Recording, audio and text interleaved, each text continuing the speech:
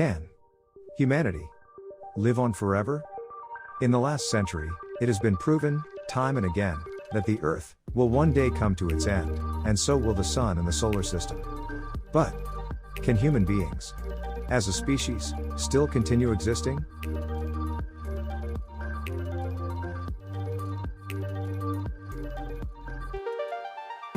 Events in the space reach our eyes through light rays, and an event which has happened millions of years ago, far away in the universe, might only be visible to us now.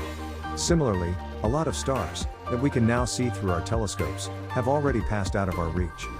With the expansion of the universe, as days pass, more and more stars and planets, which might have been possible for human habitation, pass further and further away from us. Even if we do find a planet suitable for humans to live, other than the Earth, can all of humanity really survive?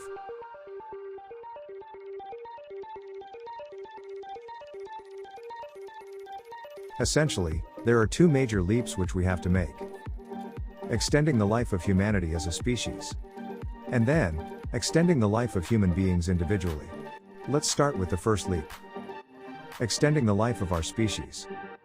By this, I mean, allowing our species to stay alive even if the solar system collapses. How can this be accomplished? 5 steps. 5 major steps, and this might be possible. First, asteroid mining. Resources on the Earth are limited. In fact, they are so limited that we are fighting among ourselves for resources all the time. People die of starvation every day. And non-renewable energy resources will probably be a luxury after a million years. However, outside the comfort of our atmosphere lies asteroids, rich mineral-filled masses of rocks, which can be mined using human measures. Researchers have already discovered metal-rich near-Earth asteroids that could one day be mined for minerals like iron, for our use in Earth or in space. We can send spaceships and begin mining asteroids for minerals and transport them back to the Earth. As many have suspected, this takes a lot of energy, but that can be taken care of. As, once on the asteroid, setting up solar panels, and using the sun's energy to power the mining will use no human resources in the process. Using the solar energy efficiently will be the key to all our problems.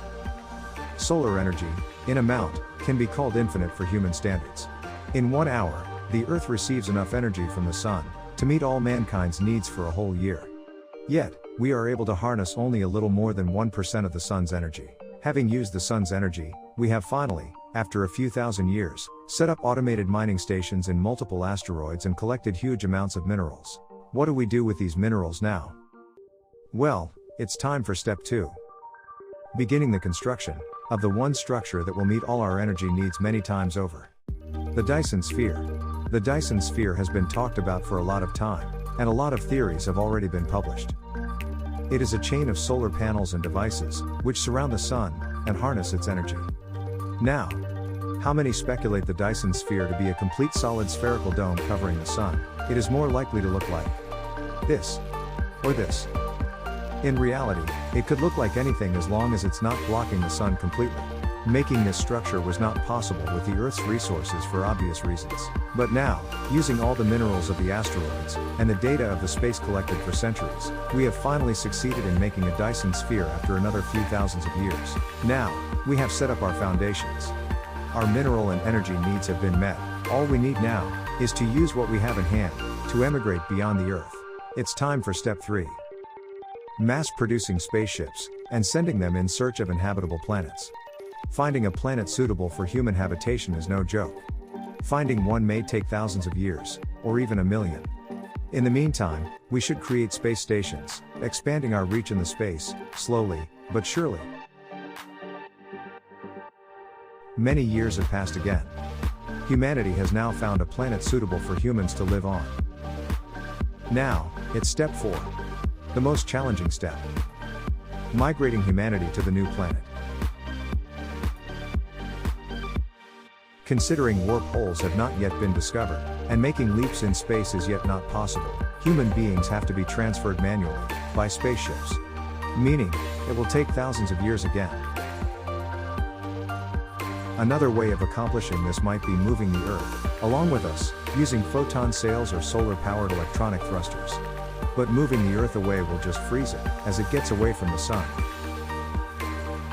Some might say moving the entire solar system should be the way, but doing so will take another unimaginably long span of time, where this very time could be efficiently used to civilize the new planet by the first few humans.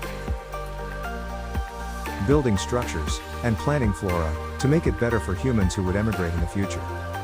So, transferring humans by spaceship should be the way to go, much like how it's done in most sci-fi movies. A lot of years have passed. Humanity has settled down in the new planet, far away from our home Earth and our solar system. Humans have civilized the planet. Buildings, flying cars, multiple space centers outside its atmosphere. It's an advanced age for technology. Yet, are we safe forever? Now, it's time for the final step.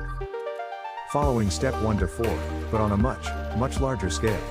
Mining hundreds and thousands of asteroids, creating Dyson spheres for every sun and star nearby, mass-producing space centers, spaceships, and finding more planets for inhabitation.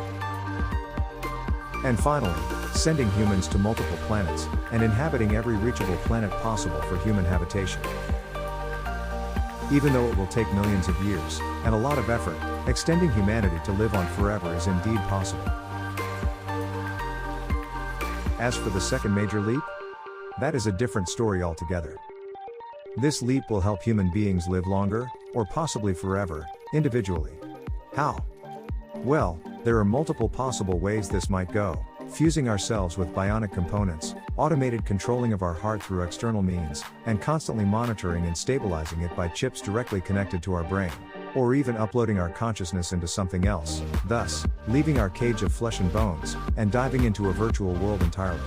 Theoretically, implementing these ideas is possible, but needs a lot of different departments to work together. Robotics, artificial intelligence, doctors, biochemists, and even before trying to attempt any of this, the possibility of our consciousness existing outside our body needs to be established.